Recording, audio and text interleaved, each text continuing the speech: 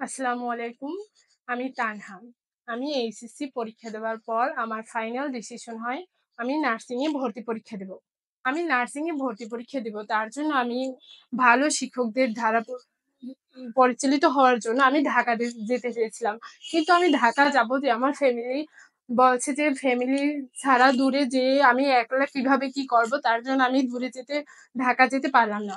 তারপর আমার ফ্যামিলির ডিসিশন হয় যে আমি বরিশাল নিউ সাকসেসে কোচিং করব।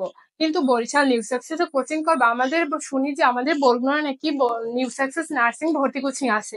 তাহলে আমি বরগুনা নিউ সাকসেস ভর্তি কোচিং যখন আছে আমি তো ফ্যামিলি যে বাড়ি থেকে যাওয়া আসা করতে পারবো। তার জন্য আমি বরগুনা নিউ সাকসেস নার্সিং ভর্তি কোচিং এ ভর্তি হয়েছি। তারপর আমি প্রতিদিন নিউ সাকসেস নার্সিং ভর্তি কোচিং এ ক্লাস করি।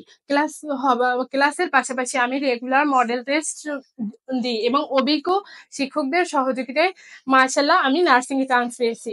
মানে মাশাআল্লাহ আমি নার্সিং ভর্তি পরীক্ষা দিছি। নার্সিং ভর্তি পরীক্ষা দেবার পর মাশাআল্লাহ আমি অনেক খুশি।